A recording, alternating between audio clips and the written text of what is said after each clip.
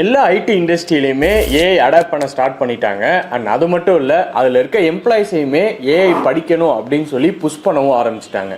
So நான் already எக்ஸ்பீரியன்ஸ்டாக இருக்கேன், 10 years 15 இயர்ஸுக்கு மேலே எக்ஸ்பீரியன்ஸ்டாக இருக்கேன். என்னால் ஏஐ கற்றுக்க முடியுமா, என்னால் டைம் ஸ்பெண்ட் பண்ண முடியுமா இப்படின்னு நிறைய டவுட்ஸ் இருக்கும். இந்த வீடியோ ஃபுல்லாக பாருங்கள், உங்களுக்கே ஒரு கிளாரிட்டி கிடைக்கும். டிரான்ஸ்ஃபார்மேஷன் பார்த்தீங்கன்னா ஃபர்ஸ்ட் வந்து எனக்கு வரும்போது ஜென்ஏ பற்றி அவ்வளோ நாலேஜ் கிடையாது. இப்போ ப்ராம்ப்டிங்கில் நீங்களாம் அங்கே வந்து படிச்சு எனக்கே வந்து ஐடியா வந்தது.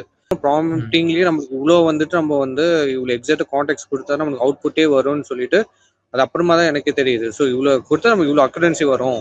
ஸோ இந்த மாடல் இந்த கான்டெக்ட் நம்ம வந்து இவ்வளோ எக்ஸாம்பிள்ஸ் அந்த ஃபியூ ஷார்ட்ஸ் நம்ம இவ்வளோ கொடுக்கணும்னு சொல்லி அது அப்புறமா தான் எனக்கு வந்து ஓரளவுக்கு ஐடியா வந்தது. ஓ இப்படி இருந்தால் நம்மளுக்கு இவ்வளோ டேட்டா நமக்கு கரெக்டாக வரும், ரெஸ்பான்ஸும் நம்மளுக்கு அக்யூரேட்டாக இருக்கும்னு சொல்லிட்டு. கைடன்ஸ்னு பார்க்கும்போது அங்கே கிளாஸில் இருக்கும் என்ன டவுட் கேட்டாலும் நீங்கள் ரெஸ்பான்ஸ் பண்ணிருக்கீங்க, சொல்லியிருக்கீங்க. ஈவன் இப்போ ஆன்லைன் கிளாஸ்லையும் ஆஃப்லைன் கிளாஸ்லையும் வரும்போதுமே வாட் எவர் எங்களுக்கு என்ன டவுட்ஸ் இருக்கோ அது எல்லாமே நீங்கள் வந்து கிளியர் பண்ணியிருக்கீங்க.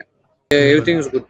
ஸோ அச்சீவ்மெண்ட் இப்போ வரைக்கும் பார்த்தீங்கன்னா நான் ஒரு ப்ராடக்ட் டெவலப் பண்ணுற அளவுக்கு வந்துட்டேன் நான். ஸோ இப்போ இந்த வீடியோ பார்த்துட்டு உங்களுக்கு ஓரளவு அண்டர்ஸ்டாண்டிங் இருக்கும். இல்லை எனக்கு இன்னுமே கிளாரிட்டி வேணும், நான் இன்னும் பெட்டராக அண்டர்ஸ்டாண்ட் பண்ணணும், இது என்னோட லைஃப்பை எப்படி டிரான்ஸ்ஃபார்ம் பண்ணணும்னு நான் தெரிஞ்சுக்கணும், என்ன மாதிரி ரோடு மேப் இருக்கும் அப்படின்னு நீங்கள் கண்டிப்பாக தெரிஞ்சுக்கணும்னு நினச்சிங்கன்னா கால் புக் பண்ணுங்கள். எங்களோட டீம் உங்ககிட்ட கனெக்ட் பண்ணி உங்களுக்கு உங்கள் லைஃப்பை எப்படி இந்த ஜென்ஏ ஆர்கிடெக்ட் வந்து டிரான்ஸ்ஃபார்ம் பண்ணும் அப்படிங்கிறத எண்ட் டு எண்ட் எக்ஸ்பிளைன் பண்ணுவாங்க.